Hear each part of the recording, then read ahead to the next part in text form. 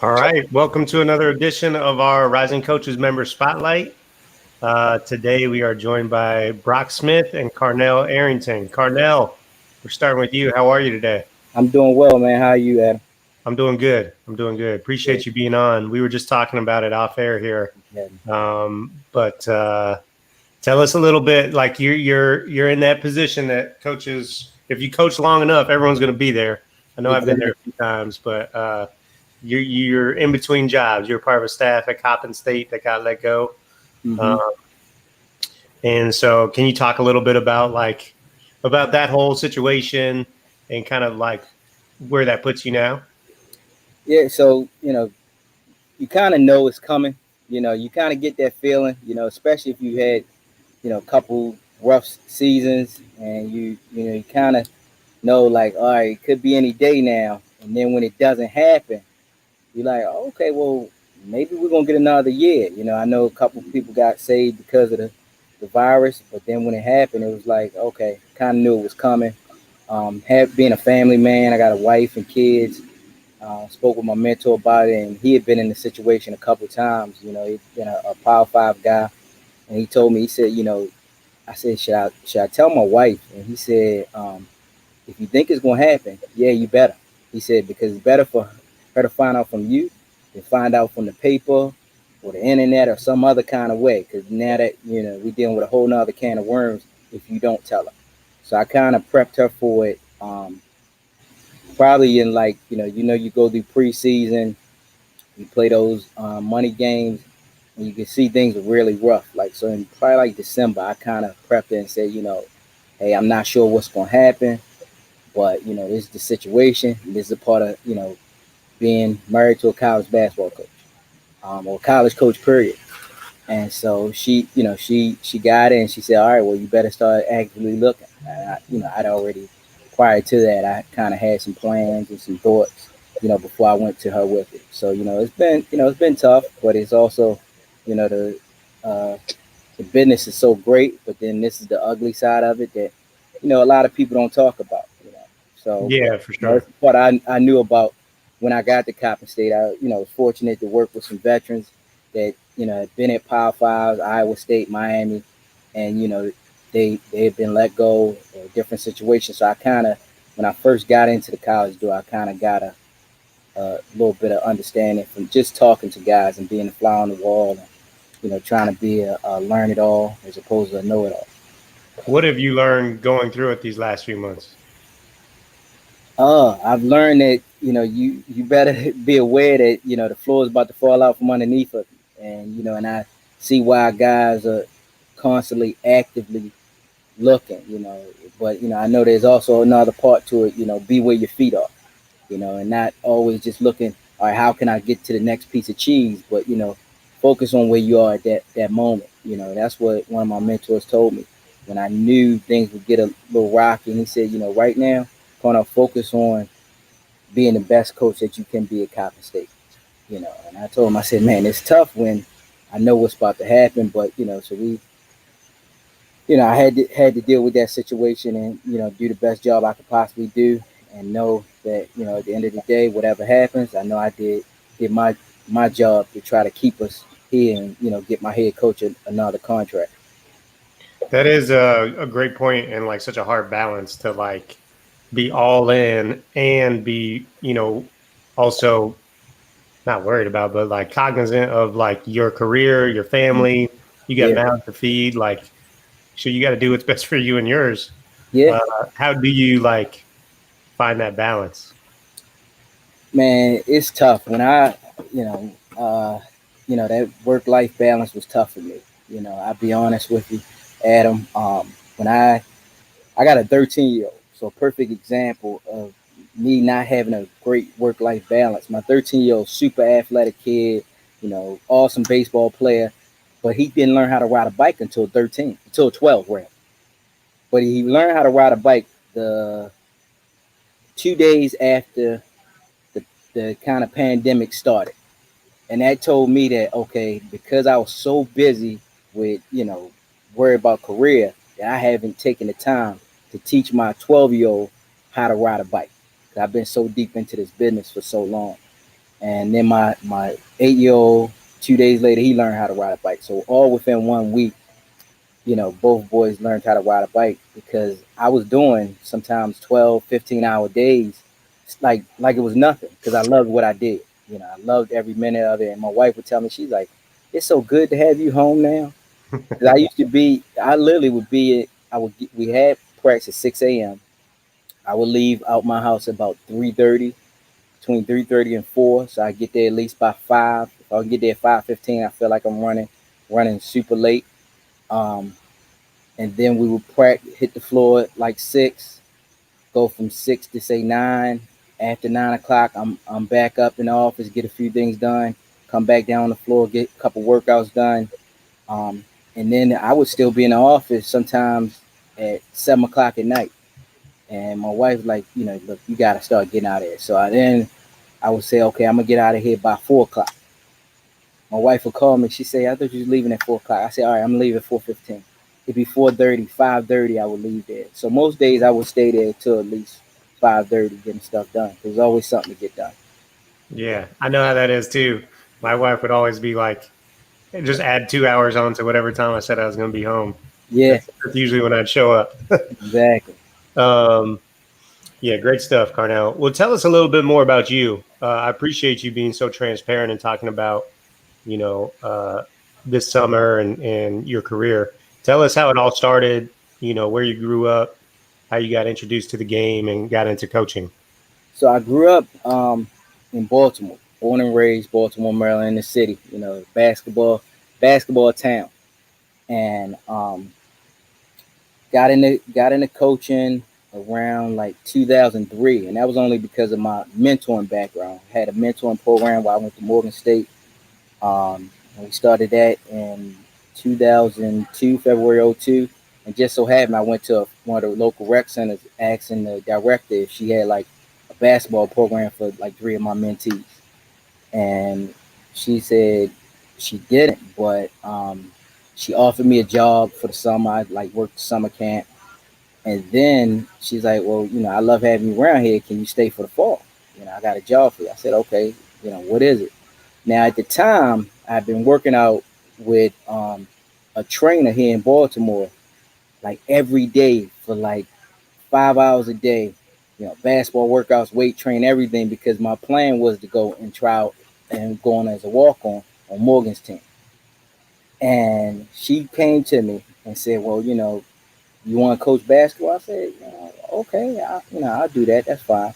So within 30 seconds, I basically threw away my whole summer of workouts in the in the garbage can and started coaching. And so I went back and told the guy, he didn't speak to me for a long time because I'm sure he was upset that you throw away this whole summer of workouts to go coach. But that's how I got started. 2003, I started at Northwood Rec Center. I had 4, 5, and 6 year olds in a clinic on Monday. Wednesday nights, I had 8, 9, and 10 year olds. And then Thursday and Friday, I had my 12 and under 10 or 13 under 10. From there, did that for a while. Got into like skill development. A friend of mine, I started teaching rather. Started teaching in 2007. Started working with the basketball team there in 2008. So little kids, elementary. Friend of mine, I told him come coach the middle school for me. And then he went on and started an AAU program. So he was having trouble with a lot of coaches. I said, okay, well, I'll come in and just do skill development for you guys. And that's it. That's all I'm going to do. Next thing I know, I'm on the sidelines during the summer.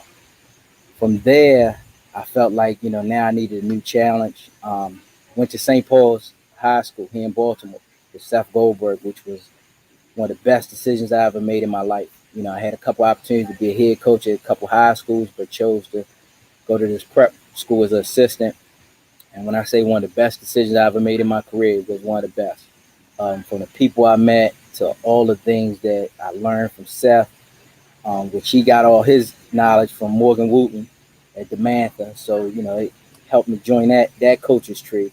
And I got so much knowledge. It was crazy for me, dealing with players, parents, everything. And I was with Seth for 2 seasons. And then I got a phone call basically off of networking that some things were going to open at Coppin. Um, and if I would be interested. Somebody gave me a phone call, and I said, yeah.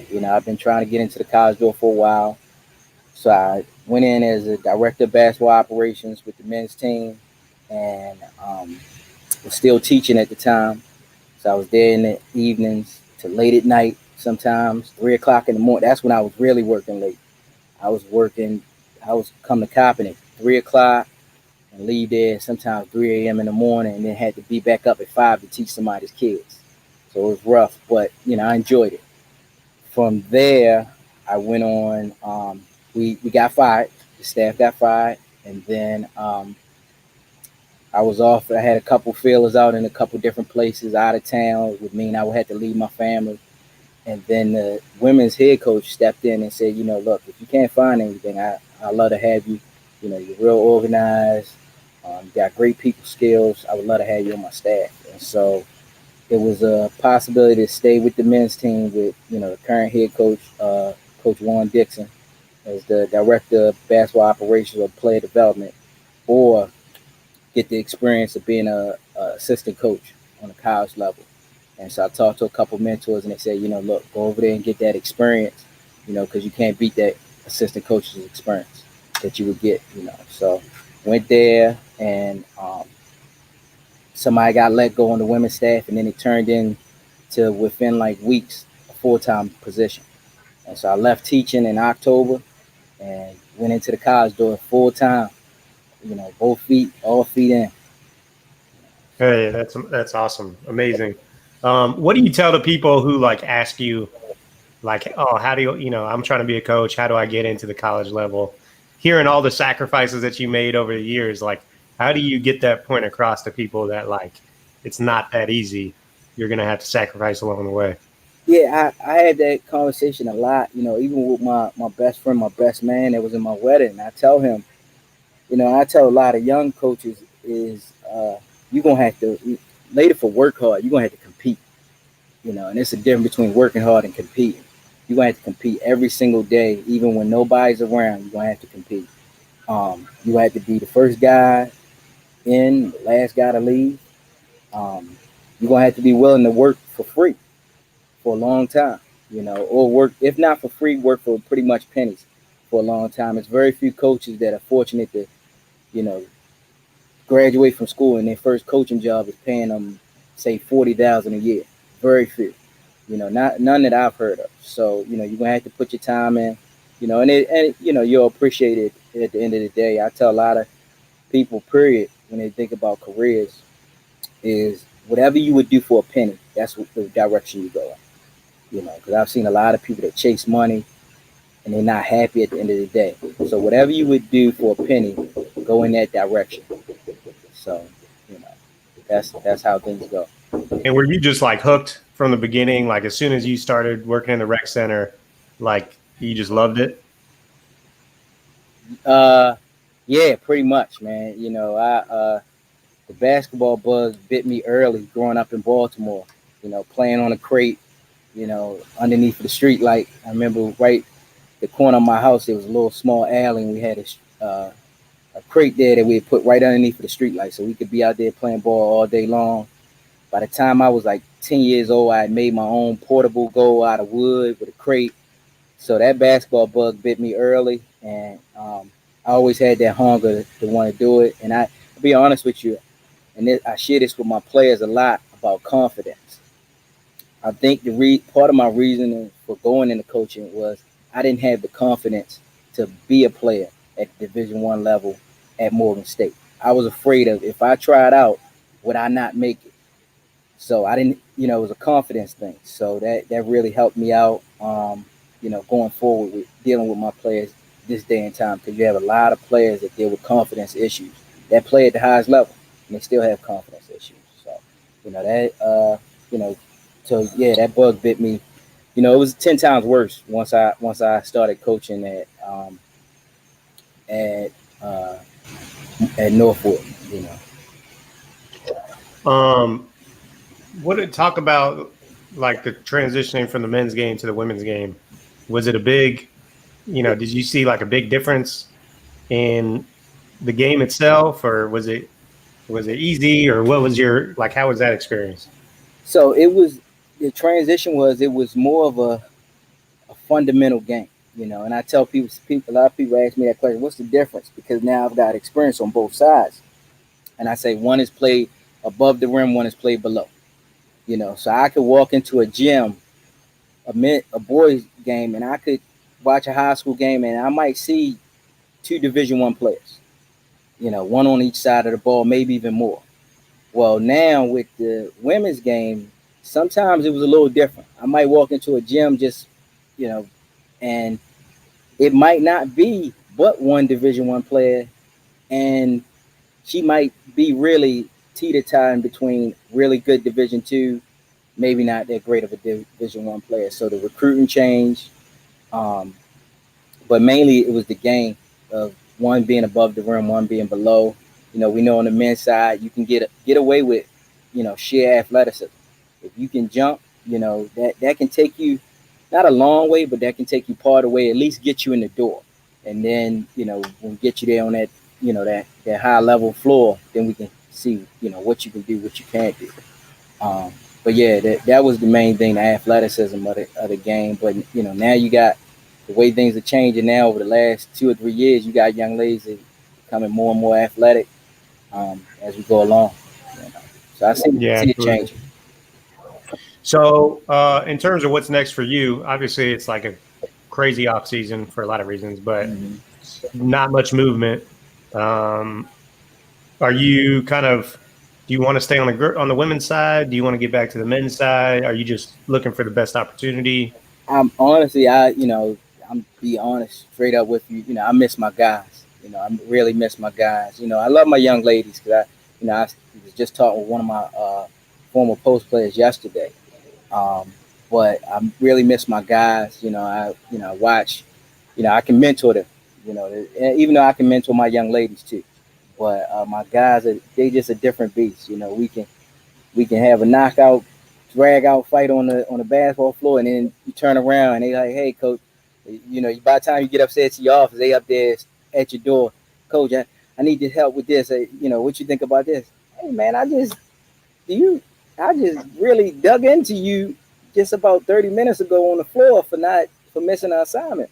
But they forget all about that a lot of times, most of them. But I really miss my guys. I love the fact that I can mentor them, I can see them grow. Like I told you, coming from a mentoring background, it's great to be able to see former mentees, become engineers, become fathers, become coaches. Some become teachers. So, I really miss my guys, but I like my young ladies too.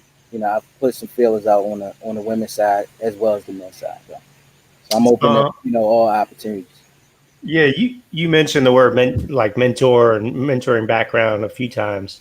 Um, do you like coaches get caught up in this business, and there is a lot to coaching, and Mm-hmm. coaches get so wrapped up in the rat race, I think, that they forget about the reason they're in it. And I'm just Yeah. curious, like you coming from a mentoring background, the only reason you're in this is because you were mentoring to begin with.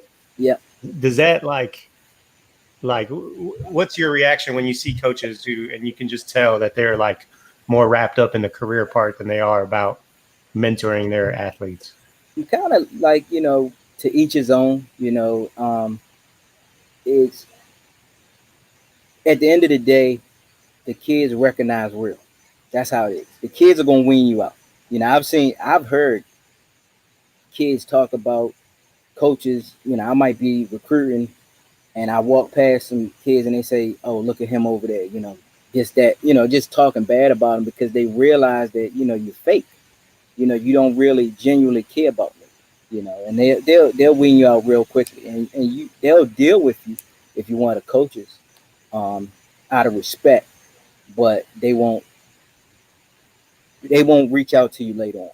That's what makes me feel good. The fact that I'm Facebook friends with some of my players, because they reached out to me to add me as a friend, not the other way around. So that told me I made some type of impact. So, at the end of the day, if you're just doing it, for the money, it's just like any other thing. It's gonna catch up with you, because you got to genuinely care about your players first. You got to get to know them first, They got to know that you genuinely care about them before they care about what you're trying to teach them. Well, if you're in it for the money, you need to pick a different profession because there's a Exactly. lot easier ways to make money in coaching basketball. A whole lot more money. You can go, man, they say teachers don't make no money, man. If you're going for money, hey, go and teach us something. Do something else. But this is not a thing to be in it for the money. Okay, and then the last thing that I wanted to ask you before we jump over to Brock, did you have some mentors that played a key part in your life early on that helped you want to, pay that forward, or how did you what drew you to that? To basketball or just to mentor, just to like the desire to mentor. Yeah, my believe it or not, I grew up in Baltimore City, so we very transparent about Baltimore City. It's a lot goes on in Baltimore City, and there's a lot of people that some people would look at as being not the greatest people in the world, but some of these people have some of the more knowledge about things than ever. So a couple of my mentors growing up were just guys that were just they looked at me like one of them was one of my barbers, and he was guy in the streets, but he told me, he said, you're never gonna get involved in this type of stuff, and he would just give me a lot of knowledge while I'm sitting there getting my hair cut, and and I knew kind of what he was doing, and he would just tell me like, you're gonna go to college, you're gonna do this, you're gonna do that.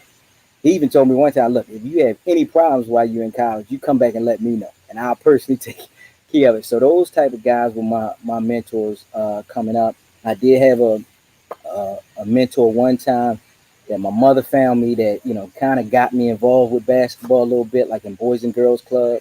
So he was great as well. But for the most part, it was just guys that I could see that were doing the wrong things, that weren't doing the right things,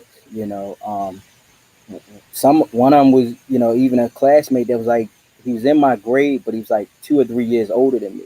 He had been held back, and I never forget the thing he told me one day on the bus. He said, "Man, look, I got my GED. I'm finished high school, and look at how I dress. Look at all the money I have." So I kind of learned from that, like, okay, maybe I shouldn't do what you're doing, And it's funny, when I first got the copping job, I bumped into him walking across campus to get my ID, and he told me he was actually leaving town because he was just into a lot of stuff. So I kind of just picked up information, and always been had big ears, small mouth type of person, and try to listen and pay attention.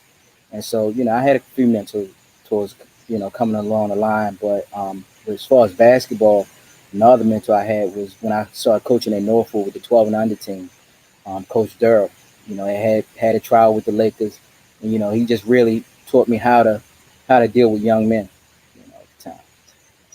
Well, Carnell, great stuff, man. I really enjoyed talking to you. Looking forward to seeing where you end up. If there's anything we can do to help, let us know. You guys have been great so far. Thanks so much.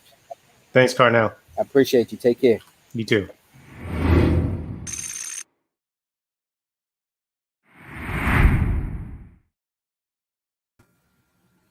All right, we are back with Brock Smith. Brock, I'm getting good at these transitions, man. Brock, how are you? I'm great, Adam. How about you? I'm doing good. Brock, you're a manager at Texas. I see you're rocking it's burnt orange down there, right? That's what they call it? Burnt orange. Always wear it. Yeah, I bet you got a closet full of that color. Oh, yeah. I've been a Longhorn for life, so always rock burnt orange. All right. Well, tell us a little bit about your background, Brock, where you were raised, and kind of what drew you to wanting to get into this profession. Yeah, born and raised in Midland, Texas, a couple hours south of Lubbock. So high school football was pretty big out there, not really basketball, but I've just always been drawn to the game. Went to Midland Christian High School, and my high school coach there, Chris Ryburn, he was only there for my senior year, but he really mentored me that year, really got me wanting to be a coach. And then coming to the University of Texas, I had to transfer in here because it's really tough to get admitted here. But once I did, I reached out to the basketball program and got this manager job. And so far it's been everything I thought it was going to be. I love it. Love what I do. So, yeah, just really looking forward to seeing where this takes me. Yeah, that's awesome. Okay, so what was it about the game? Like, was there a team that you followed growing up that just was like, or coaches that you were fans of, or like, what was it that kind of made you want to coach? Making me want to coach. Honestly, it was about the relationships mostly. My first 3 years of high school, I didn't have the best relationship with my coach. I mean, I was not the best player, so like I knew talent-wise it was going to be like tough for me to find playing time. But I still gave my all in practice and everything like that. And then, just it wasn't getting. I just didn't have that strong relationship with my coach though. So like that made it tough. But then when Coach Ryburn took over, he made sure that he was there for me. He'd coach me also. Just off the court, great relationship. So I saw that. Whenever you have a bad relationship with your coach, it affects you at home too. Like it affects you in every aspect of life. And when you got a good relationship with your coach, in the game, it makes your life that much better. And I want to pay that forward really one day with the next generation. Yeah, that's a great point, Brock. I think as you get older, like me, and you get further away from like when you were a player or when you were, had a relationship where you were the one being coached, you forget that like the impact that like, you're right. Like having a bad day with your coach screws up your whole day, like the whole rest of your day. So the impact that you have, it's really easy to forget that as you get older, but you're right. Like it stays with you. Absolutely. So how long have you been at Texas? Is it this your? This is my 4th year at Texas, 5th year in college. Because like whenever I was looking for the manager job, I was going to be a junior, so like my 3rd year. But they told me that they really wanted to hire like underclassmen. That way they'd have people there for longer. So I told them like, look, I'll take a 5th year. I just want to do whatever I can do. So yeah, this is my 5th year. Gonna be my last year. And unfortunately, though, we found out that the athletic department's not going to be using student help for this semester at least. So, yeah, everything's up in the air right now for managers this year. And obviously, the NCAA just made that rule that all non-coaching staff can have on-court manager duties for this year also. So just kind of, puts everything in the air, I guess, for this year, but it is what it is.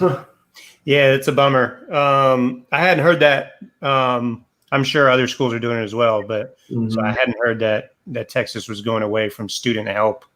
So essentially no managers, no student trainers. Right, for any sports either. And it's, whenever like my boss texted me that we got that text on Thursday, and he mentioned because like the athletic department was like going through a bunch of furloughs and stuff like that. So like maybe I thought it was just about money, like, they can't pay us. So like I texted yesterday like, hey, look, I'll volunteer. Like I'll do anything I can. Just like let me in. Like, yeah. And I still haven't heard back on that. So like I'm hopeful. I'll do anything. Yeah, I'm sure it's more of an exposure thing than a money thing. Oh, absolutely. And we've got a brand new staff for women's basketball this year too. So I just want to go in and, really make a good impression on them. Yeah. Coach Schaefer, who I worked across the hall from for many years at Mississippi State. He's one of the best. Oh, absolutely. 2 back-to-back national championship appearances. I'm really confident he's going to do the same here. I love it. You got the recruiting pitch down already. Oh, yeah. And so, like, have you already met with that staff? Because they just came in this offseason. One of the few major coaching changes this offseason. Had you already gotten a chance to meet with them in person before all this hit, or no?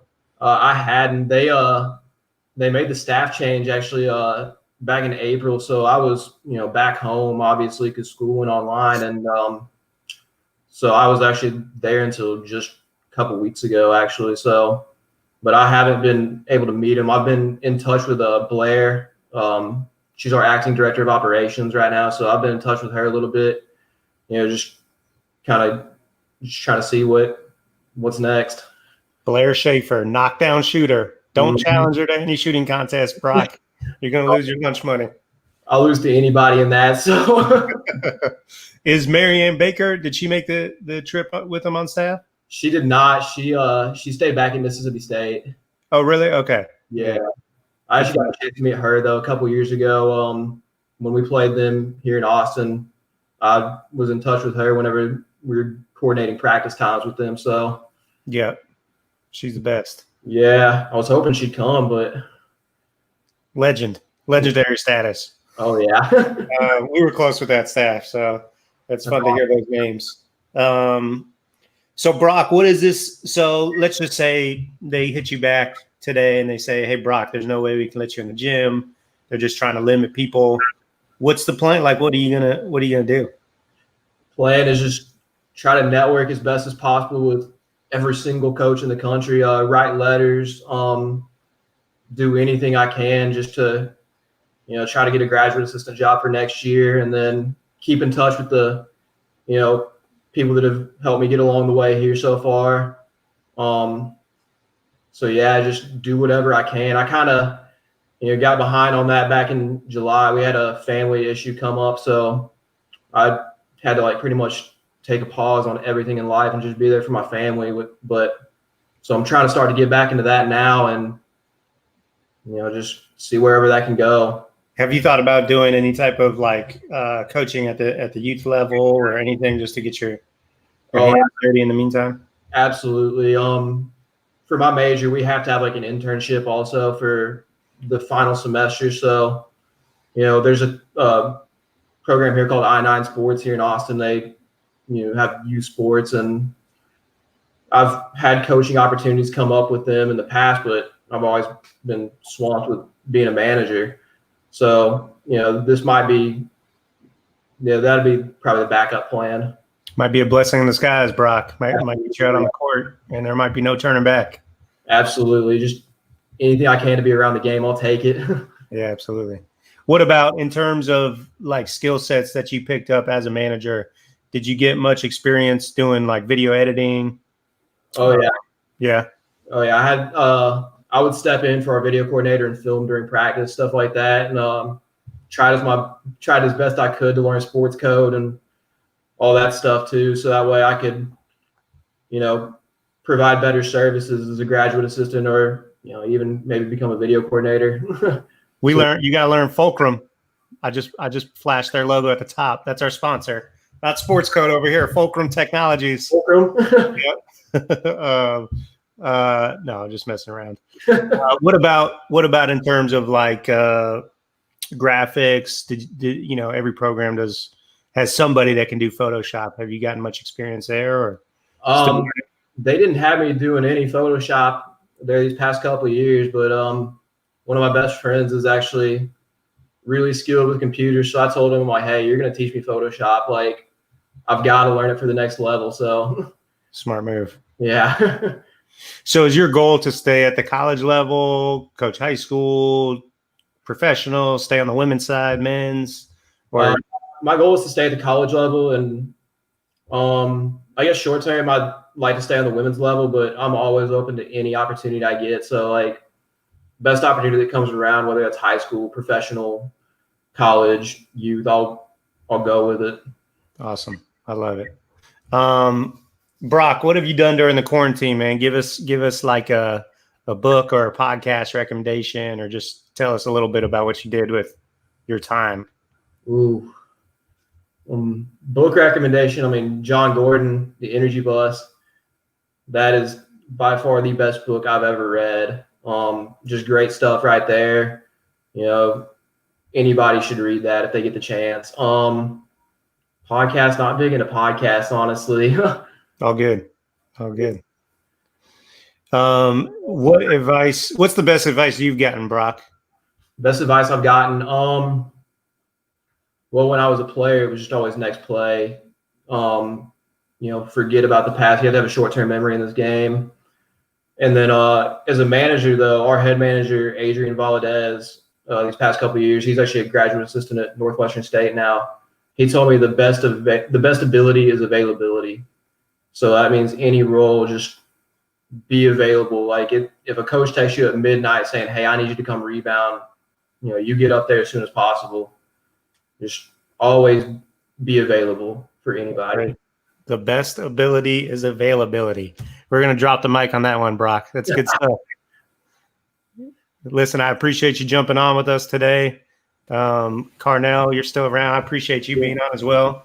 Really enjoy getting to talk to both of you guys, and look forward to seeing what's next for both of you. Sounds great.